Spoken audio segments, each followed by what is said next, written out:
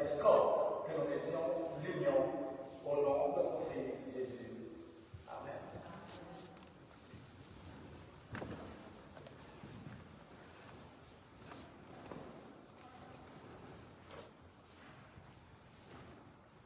La deuxième lecture d'aujourd'hui nous dit que nous sommes un seul corps. Dans un corps, chaque partie, peu importe qu'elle soit petite ou grande, a une fonction très importante.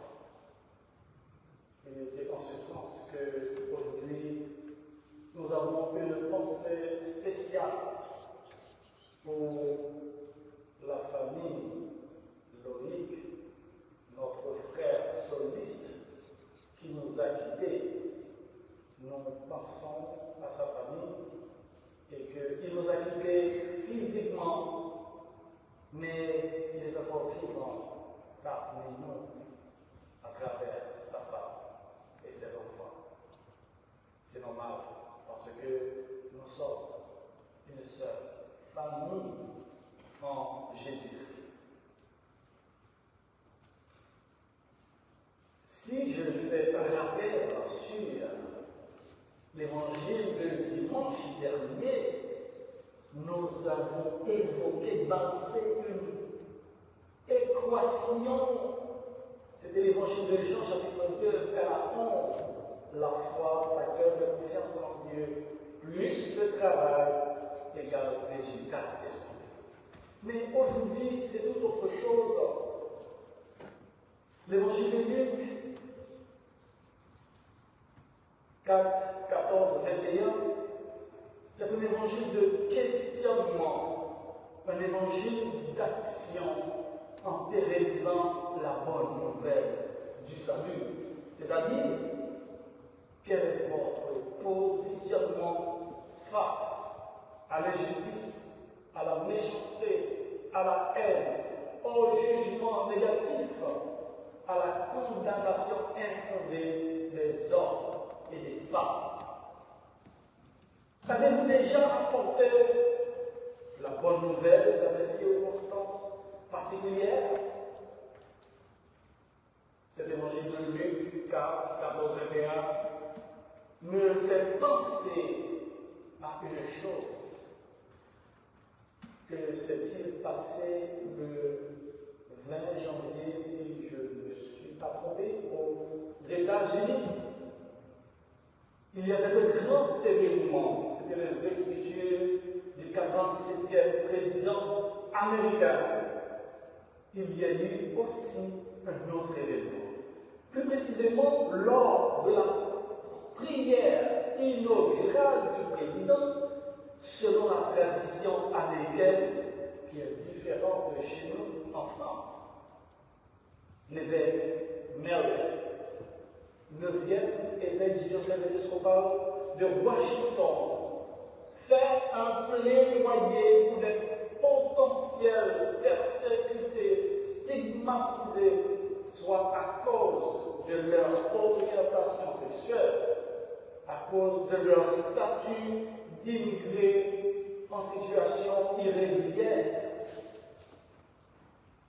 Elle a prononcé les paroles suivantes. Monsieur le Président, je vous demande d'avoir pitié des gens dans notre pays qui ont peur maintenant. Il y a des enfants gays, lesbiennes, transgenres qui font partie des démocrates républicaines et indépendantes. Certains qui craignent pour leur vie et les gens qui font nos récoltes, qui travaillent dans la sphère agricole et des usines, qui font la plonge, qui nettoient, qui travaillent la nuit dans les hôpitaux. Ils ne sont peut-être pas citoyens américains et n'ont pas le bon papier, mais la grande majorité ne sont pas des criminels. Ils paient des impôts. Et ce sont de bons voisins. Ce sont des gens de toute religion et Dieu, c'est là l'important de ce message, Dieu nous enseigne que nous devons avoir de la miséricorde pour l'étranger. Chers amis dans le Seigneur, le message de l'évêque Merlin est puissant, prononcé dans un contexte particulier, mais il n'est pas nouveau.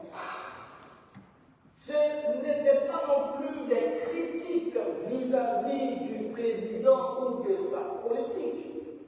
Mais Bishop, l'évêque Merlin, ne faisait que réitérer, rappeler la position de l'Église épiscopale dans la propagation de la bonne nouvelle du salut.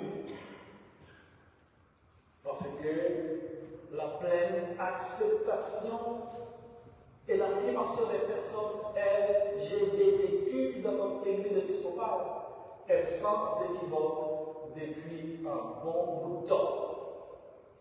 Oui, nous devons prendre pitié, nous devons prendre chacun notre courage à deux mains pour être toujours du côté de la justice, du côté de la lumière, du côté de la paix, du côté de l'amour. Jésus apporte une bonne nouvelle. Dans la loi de Moïse, il y avait ce qu'on appelle l'année de grâce, ou encore jubilé. C'est quoi? C'est une fête organisée tous les 50 ans, au cours de laquelle toutes les dettes sont remises, tous les esclaves et les prisonniers sont libérés, toutes les terres sont distribuées en parts égales pour chaque famille. Ainsi, toutes les familles retrouvent leur patrimoine d'origine. Oui, Jésus proclame l'année de grâce du Seigneur. C'est ainsi que l'évangéliste Luc nous rapporte. Le jour du sabbat, Jésus, poussé par l'Esprit Saint, visita la synagogue de Nazareth. En lisant le boulot du livre d'Ésaïe, Jésus l'ouvre et dit ces paroles. L'Esprit du Seigneur est sur moi parce qu'il m'a choisi pour guérir ceux qui ont le cœur brisé, pour annoncer la bonne nouvelle aux pauvres. Il m'a envoyé proclamer aux captifs la délivrance et aux affligés la joie, aux aveugles le recouvrement de la vue, pour renvoyer libre les opprimés, pour proclamer une année de grâce du Seigneur. Jésus voulait montrer que le temps, en prononçant ces paroles, voulait montrer que le temps messianique annoncé par le prophète Ésaïe, c'est maintenant, ça commence. Mais la grande interrogation est comment les gens qui étaient dans les synagogues avaient-ils accueilli, apprécié ces paroles de Jésus?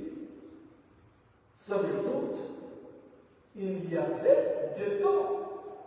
Parce que si on parle d'oppresseur, bourreau, c'est-à-dire il doit aussi y avoir oppressé, victime. Ceux qui étaient du côté des oppresseurs n'étaient pas contents, mais les victimes, les oppressés, ils étaient contents. Comme les ténèbres, c'est l'absence de la lumière. Le mal, c'est l'absence du bien. La haine, c'est l'absence de l'amour. C'est une bonne nouvelle pour les pauvres, les captifs et les opprimés, et non pas pour les péchés puissants, bourreaux qui n'ont aucun intérêt à avoir là-dedans. Chers amis dans le Seigneur, vous qui êtes ici à la cathédrale de Saint-Ceux, qui nous regardent à travers les réseaux sociaux, à travers votre page Facebook, restez brancher, rester connecté à Dieu, pour qu'on soit aussi animé par l'Esprit Saint, afin de construire ensemble un nouveau monde, une nouvelle société, une nouvelle communauté basée sur l'amour, la solidarité, le respect mutuel, le vivre ensemble, malgré nos différences, au nom de Jésus, notre Seigneur.